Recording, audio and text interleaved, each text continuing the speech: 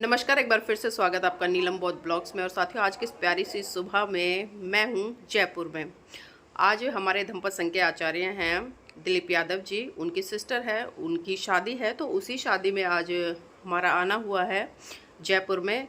और आना किस लिए हुआ है, क्योंकि शादियों में हम लोग बहुत कम जाते हैं, क्योंकि आपने सोशल मीडिया पर बहुत सारी फ़ोटो भी देखी होंगी। बहुत कम फ़ोटो हमारी शादी विवाह इस तरह के फंक्शनों की आती हैं, लेकिन जहाँ पर कुछ विशेष होता है वहाँ पर फ़ोटो और वीडियो आपको ज़रूर मिल जाती है।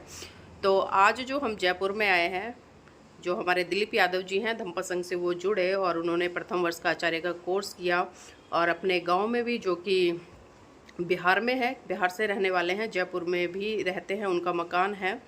तो जब हम वहाँ पर गए थे, चतरा गांव है, पूरा का पूरा मतलब गांव कबीरपंथी विचारधारा से लबालब है और काफ़ी जागरूक लोग हैं, और पूरा का पूरा गांव यादव समाज का है। और ये बात मैं इसलिए बता रही हूँ क्योंकि बहुत सारे लोग कहते हैं कि जो यादव समाज है वो कर्म कांड में फंसा हुआ है। ठीक है, मानती हूँ, लेकिन बहुत सारे लोग आज जागरूक हैं, जो धर्म को समझ रहे हैं, पढ़ रहे हैं, सीख रहे हैं। और उसी कड़ी में दिलीप यादव जी भी हैं। और जब उन्होंने बताया कि सिस्टर की शादी है, और हमने पूछा कि शादी किस तरह से हो रही है, तो दिल्ली से ही बारात आनी है, तो उन्होंने बताया कि वही शादी जैसे भी होगी देखते हैं। लेकिन फिर जब वकील साहब ने कहा कि अगर बौद्ध रीति से आप शादी करते हैं तो हम ज़रूर आएंगे, अन्यथा तो हम नहीं आएंगे, क्योंकि हमारा भी अपना एक कॉन्सेप्ट रहता है, विचारधारा है। तो जहाँ कुछ मैसेज हमें मिले या समाज को अवेयरनेस मिले, हम वहीं पर जाते हैं। तो इसलिए उन्होंने अपने पिताजी से बात की और फिर अंकल जी से हमारी बात हुई। अंकल जी एग्री हो गए, उन्होंने कहा कि बेटा आप लोग आइए और बौद्ध धर्म से शादी कराइए। तो देखिए, ये क्रांति है, क्योंकि जब तक चीज़ें समझ में नहीं आती तब तक व्यक्ति कर रहा है, हम समझ सकते हैं कि नादानी है। लेकिन जब समझ जाए और उसके बावजूद भी अगर व्यक्ति करता है तो उसे हम ना समझी कहेंगे। लेकिन जो लोग समझ जाए और समझ कर उसमें परिवर्तन कर ले, वो क्रांति है। और इसी तरह की क्रांति दिलीप जी ने की है।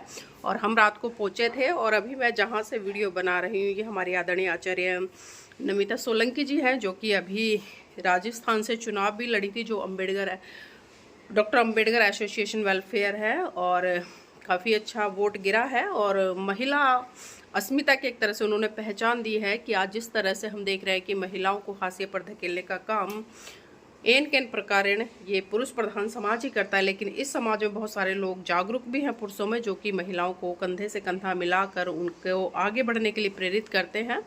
तो बहुत अच्छा रहा। और आज सुबह सुबह नींद खुली है, चाय पी चुके हैं, और मैंने तो अभी शकल भी नहीं धोई है।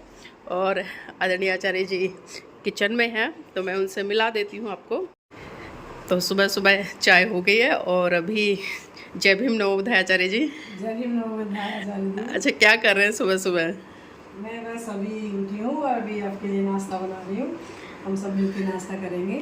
सभी को जय भीम नवोदय। अच्छा, ये बताइए, आपने चुनाव लड़ा, क्योंकि काफ़ी दमदारी से चुनाव लड़ा है, बहुत अच्छा रहा। और मैंने कहा है कि महिलाओं की भागीदारी हम महिलाओं को ही सुनिश्चित करेगी, कोई दूसरा नहीं करेगा। तो कैसा रहा अनुभव? मेरा अनुभव, अम्बेडकर वेलफेयर सोसाइटी में मैंने चुनाव अध्यक्ष प्रत्याशी भी थी। अनुभव मेरा बहुत ही अच्छा रहा। हमारा सामाजिक जो व्यवस्थाएं हैं, उनमें अपना भाईचारा है, उस तरह से उसको निभाने के लिए, उनको एक करने के लिए ये चुनाव होते हैं। और उसमें सब समरसता, भाईचारे की समरसता दिखती है। और चुनाव मैंने बहुत ही कह रही है, जैसे आदरणीय आचार्य जी कह रही हैं, दमदारी से लड़ा, सबके सहयोग से मैंने लड़ा, समाज के नेतृत्व में मैंने लड़ा। ये मेरे को बहुत ही अच्छा लगा। अच्छा, पहली बार किसी महिला ने चुनाव लड़ा है यहाँ पर? पूरा इतिहास है जब से एसोसिएशन बनी है। तो किस तरह के अनुभव रहे? महिलाओं का साथ मिला, वोट किया महिलाओं ने? हाँ बिल्कुल, महिलाएं तो इसमें थोड़ा सा क्या है, सदस्यता कम है महिलाओं की। अपने देश में या राजस्थान में कहें तो बहुत ही कम आगे निकलती है महिलाएं, तो महिलाओं की सदस्यता कम है। वैसे इस अम्बेडकर वेलफेयर सोसाइटी में 80,000 सदस्यता वाले अपना जो संस्था है ना, बहुत ही अच्छी अनुसूचित जाति जनजाति की अच्छी संस्था है, और अपने समाज के लिए बहुत अच्छा काम भी करती है। और अपने समाज के लिए गर्व का विषय है कि अम्बेडकर वेलफेयर सोसाइटी बाबा साहेब के नाम से ये है, और बाबा साहेब के मिशन पे ही चलती है। अच्छा, अभी आपने कहा कि बाबा साहब के नाम से, बाबा साहब के मिशन पे चलती हैं, क्योंकि आज हम भारत में देख रहे हैं बहुत सारे संगठन ऐसे हैं जो कि हज़ारों की संख्या में बाबा साहब के नाम से बने हुए हैं और लोग जय भीम भी बोलते हैं। लेकिन जब कहीं ना कहीं एक आकलन करते हैं कि जय भीम की जो विचारधारा थी, जो बाबा साहब ने एक रास्ता दिया, वहाँ पर तो लोग चल नहीं रहे उस विचारधारा पर, सिर्फ खाली जय भीम तक, जय भीम के नारों तक ही सीमित है। तो क्या जो ये एसोसिएशन है ये भी इसी तरह से है, या फिर वास्तव में बाबा साहब का जो सपना था या उनका जो रास्ता था उस पर काम कर रही है? एसोसिएशन काम तो मैं आंशिक रूप से ही कहूँगी। मतलब क्या है कि अपने लोग भी कटु सत्य है ये, अम्बेडकरवादी तो हैं हम, लेकिन उस मनुवाद का तो अंश तो है उसमें। बिल्कुल प्रॉपर क्या कि क्लियरिटी जो अम्बेडकरवादी की स्थिति है ना वो नहीं है, लेकिन कुछ लोग हैं वो भी काम भी करना चाहते हैं। मैं भी एक उदाहरण हूँ, क्योंकि मैं बिल्कुल अम्बेडकरवादी हूँ, बाबा साहब के विचारों पे चलने वाली हूँ। इसी बाबा साहब का नाम लेकर ही मैं यहाँ तक पहुँची हूँ, क्योंकि मेरे को बाबा साहब ने शक्ति दी, बुद्ध ने शक्ति दी, बुद्ध के विचारों ने शक्ति दी है। धम्मपद संघ से मैं जुड़ी हुई हूँ, उनके विचारों से मैं एकदम शक्ति आई है मुझ में कि है ना, अपने अधिकारों के लिए हमें लड़ना होगा। और सत्यता पे अगर अपन चल रहे हैं तो उसमें कोई दिक्कत नहीं है कि हम महिला हैं या पुरुष हैं, समानता बाबा साहब ने दे दी है, तो इसमें तो कोई दो राय नहीं है। लेकिन अभी समझना पड़ेगा अपने समाज को, क्योंकि धम्मपद संघ से भी जुड़ना है, अपने बाबा साहब के जो मिशन है बुद्ध में बनाना। मेरा विचार ये है कि इसमें बहुत ही अपने अनुसूचित जाति यानी पूरे समाज को, बहुजन समाज को आगे बढ़कर आगे आना ही चाहिए, क्योंकि अपना एक ही रास्ता है अपना जीवन को सुधारने का, धम्मपद संघ को जोड़ना या धम्म से जोड़ना। जी, अच्छा आदरणीय आचार्य जी, हम एक चीज़ और देखते हैं, क्योंकि राजस्थान है, राजस्थान में बहुत सारी परंपराएं, और खासकर भारत देश की बात कर लें हम ऑल ओवर, तो बहुत सारी परंपराएं जिसके नाम पर आज भी हम देखते हैं महिलाओं को कहीं ना कहीं उन्हीं परंपराओं में जीने के लिए विवश किया जाता है, उन्हीं प्रथाओं को मानने के लिए कहा जाता है, और कहते हैं कि पीछे से चली आ रही है। लेकिन हम आपको देख रहे हैं, क्योंकि राजस्थान में घूंघट पड़ता है, जबकि कानून भी है कि ये एक तरह से बैन है, लेकिन उसके बावजूद भी परंपराओं के नाम पर महिलाएं घूंघट करती हैं और भी तरह तरह की चीज़ें धारण करती हैं। लेकिन हम जब आपको देखते हैं, पढ़ी लिखी हैं, शिक्षित हैं, टीचर हैं पेशे से, तो आप जब इस तरह से रहती हैं तो महिलाओं के सवाल नहीं उठते?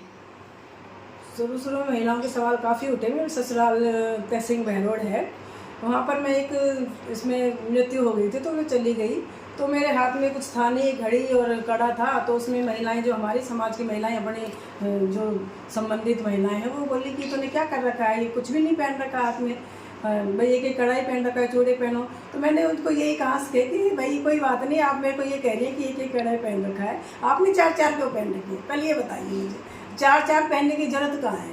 आपको ये बताइए, अगर एक सिंबल ही आप मानती हैं तो एक भी पहन सकती हैं, 4 की जरूरत कहाँ है? तो फिर वो अनपढ़ महिलाएं हैं, उनका अपना सोचने का नज़रिया भी यही है, क्योंकि उनको शिक्षित हुई नहीं है, वो शिक्षा से वंचित हैं। तो उनका भी मैं दोष नहीं मानती, क्योंकि महिलाओं को अपन शुरू से ही जो अपना समाज है दोयम दर्जे का मानता है, इसमें तो कोई दोहराए है ही नहीं।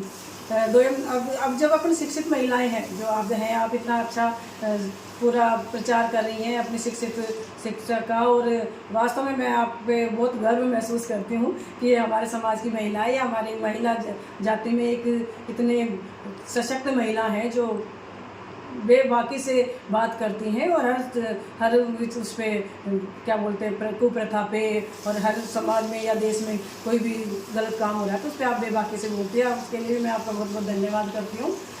और रही बात ये परंपराओं की, तो परंपराओं तो अपने यहाँ चलती आ रही है, क्योंकि महिलाएं शिक्षित होते हुए भी समझती नहीं है। भी आप पढ़िए पहले, उसको जो भी प्रथा चल रही है, कोई भी त्यौहार मना रहे हो, पहले आप उसके बारे में जानिए तो सही। एकदम लकीर के फकीर तो मत बनिए, क्योंकि पहले तो महिलाएं पुरुष कहीं हैं, दलित वर्ग है, तो कोई भी वंचित समाज है, पढ़ने का मौका नहीं था, पढ़ने का अधिकार, अब तो पढ़ने का मौका है आपको, अब तो पढ़ सकते हैं आप। अब किताबें लीजिए, पढ़ी लिखी हैं, उनको समझिए। वैसे एक धार्मिक भावना से मत पढ़िए उसको ये समझ के पढ़िए कि वो किताब है, और किताब को हम तटस्थ भाव से पढ़े कि कहना क्या चाह रही है, जब हमारे लिए इसमें क्या कहा गया है, दूसरों के लिए कहा गया है, कौन उच्च वर्ग, किसने उच्च वर्ग ने लिखा है, किसने अपने लिए लिखा है, और किसने दबाया है, महिलाओं के लिए क्या लिखा गया है। तो ये चीज़ें हमें परंपराओं से दूर रहकर, क्योंकि परंपराएं तो बहुत कुछ थी, सती प्रथा थी, दहेज अभी जो फिलहाल चल रहा है, ये सब परंपराएं अच्छी कोई हैं जो समाज को आगे बढ़ाने की बात करें, उस परंपराओं को मानिए आप, बाकी को छोड़िए। जी। धन्यवाद। अच्छा, एक चीज़ और जानना चाहूँगी, क्योंकि अभी आपने कहा परंपराओं के नाम पर कहीं न कहीं आज भी महिलाओं के साथ में वही चीज़ें हो रही हैं जो पहले से होती आई थी। भले पढ़ गए, लिख गए, संविधान है, लेकिन आज भी हम ये देखते हैं कि भारत में 50% महिला आबादी है। लेकिन जब आज वो सफल हो रही हैं, डॉक्टर, इंजीनियर, जज, वकील कुछ भी बन रही हैं, जब उनसे चर्चा की जाती है भाई आप उसका श्रेय किसे देना चाहती है, तो कोई ना कोई काल्पनिक चीज़ों को वो सामने लेकर आती हैं। लेकिन जिस महामानव ने उस महिला को संविधान के माध्यम से, हिंदू कोड बिल के माध्यम से तमाम हक अधिकार दिए, तो उसके बारे में वो जानती भी नहीं। यहाँ तक जानना तो बहुत दूर की बात है, मतलब एक तरह से घृणा पाल लेती हैं जाति के आधार पर। तो क्या ऐसे में लगता है कि आज़ादी के 77 साल बीत गए, हम आज समानता की बातें करते हैं, ओपन माइंड की बात करते हैं, सोच को डेवलप करने की बात करते हैं, तो क्या ऐसी महिलाओं के लिए जो सोच डेवलप है, भले मतलब अपने लिए हो गई है, लेकिन वर्तमान में किस तरह से देखते हैं उन महिलाओं को आप? मैं उन महिलाओं को यही देखना, अपने जो पढ़े लिखे समाज की, पूरे देश की महिला महिला है। और मैं, मेरा सोचना खुद का ये मानना है कि जाति पूरे वर्ल्ड में, समाज में दो ही जाति हैं, एक स्त्री और पुरुष। दो जाति के अलावा कुछ नहीं है, क्योंकि जाति एक कल्पना है। ऐसा नहीं है कि जाति तो एक काल्पनिक बात ही मान लीजिए आप। जाति कहाँ है, क्या है? हम एक मानव इंसान है, हम सब लोग। स्त्री और पुरुष का जरूर मैं कॉन्सेप्ट मानती हूँ कि स्त्री और पुरुष हैं। जो महिलाएं हमें जागरूक नहीं हैं, जो पढ़ी लिखी हैं, आज इंजीनियर बनी हुई हैं, टीचर बनी हुई हैं, कॉलेज में लेक्चरर हैं, मैं खुद देखती हूँ, मेरे भी संपर्क में बहुत सारी महिलाएं हैं। जब भी मैं बात करती हूँ तो वो मुझ पर मतलब एक तरह से, इस तरह से शंका से देखती हैं कि ये क्या कह रही है, कि आपका दिमाग सही है। यहाँ तक कह देती कि आपका दिमाग सही है क्या? मैं कहा नहीं भाई, आप पढ़िए करिए, आप पढ़ी लिखी हैं, आप भी समाज को एक नई दिशा दे सकती है। क्योंकि शिक्षित समाज, शिक्षित वर्ग के हिसाब से ही पूरा समाज चलता है। क्योंकि जो अनपढ़ हैं या जो नहीं जानते, जो अपने कारोबार में लगे हुए हैं, रोटी का रोजगार करते हैं, तो उसके लिए हम, ये संभव नहीं है कि उनसे हम उम्मीद रखें कि समाज को बदलेंगे। समाज को बदलने के लिए हम पढ़े लिखे, शिक्षित वर्ग ही, बुद्धिजीवी वर्ग ही काम आगे आएगा। और महिलाएं जब परंपराओं को छोड़कर और अलग से चलें, उसको लीक से हटकर चलें, तो जो सामान्य वर्ग की, सामान्य महिलाएं हैं, जो अपने जो अशिक्षित मानो या घर में रहने वाली हैं या बाहर नहीं निकल पाती, उनको अवसर नहीं मिल पाते, उनको लगेगा कि हाँ ये महिलाएं पढ़ी लिखी हैं और ये आगे जा रही है। अगर हम ही मंदिर में जाएंगे, मंदिर में जाने का मेरा ये नहीं है कि हम किसी के विरोध में हैं, लेकिन एक बात है, वहाँ पे मिल क्या रहा है आपको? शिक्षा के बाद भी आप मंदिर में जाकर, एक महिला, पढ़ी लिखी महिला, इंजीनियर महिला है, कॉलेज लेक्चरर महिला है, या टीचर महिला है, या डॉक्टर है, बड़ी महिलाएं हैं जो पढ़ी लिखी हैं, शिक्षाविद है, वो अगर जाती हैं मंदिर में तो वो समाज देखते हैं, और दूसरी महिलाएं देखती हैं, ये भी जा रही है, इसका मतलब कुछ ना कुछ वहाँ पर है। हम समाज को एक नई दिशा नहीं दे पाते, क्योंकि वो अपना अनुसरण करते हैं, पढ़ी लिखी महिलाओं का अनुसरण करते हैं, पढ़े लिखे समाज का, आदमियों का अनुसरण करते हैं। इसलिए हमारा कर्तव्य बनता है कि हम ऐसे तथ्य स्थापित करें कि हमें जो महिलाएं हैं अपनी, उनको सही रास्ता दिखाएं। क्योंकि हम ही अगर करने लगे तो वो तो कहेंगे यार ये भी कर रही है तो हमें तो करना चाहिए। इसी वजह से इनको मिला है मंदिर में जाने से। जबकि मिला किससे है? हम सब महिलाओं को ये याद रखना चाहिए कि हमें बाबा साहब के जो हिंदू कोड बिल उन्होंने दिया है, प्रस्ताव दिया, वो उससे मिला है हमें सब कुछ। हिंदू कोड बिल नहीं होता तो आज हमारी स्थिति इतनी खराब होती। आज जो स्थिति, हम इंजीनियर, डॉक्टर, शिक्षाविद और सभी आज हम अंतरिक्ष में जा रहे हैं, राष्ट्रपति बन रहे हैं और प्रधानमंत्री बने हैं, वो सब हिंदू कोड बिल की वजह से हुआ है, बाबा साहेब संविधान की वजह से हुआ है, और संविधान और कानून की वजह से हुआ है। कानूनी अधिकार हमें बाबा साहेब ने दिए, समाज ने, वो धर्म ने हमें कानूनी अधिकार नहीं दिए। और बाबा साहेब ने हमें संविधान लिखकर, और मुख्य रूप से महिलाओं के लिए हिंदू कोड बिल लिखकर, क्योंकि उसमें हमें संपत्ति का अधिकार दिया, और हमें गोद लेने का अधिकार दिया। अगर पति परेशान करता है, दुखी करता है, तो उसे तलाक लेने का अधिकार दिया। वरना तो पहले की स्थिति आप देख लीजिए कि क्या स्थिति थी महिलाओं की।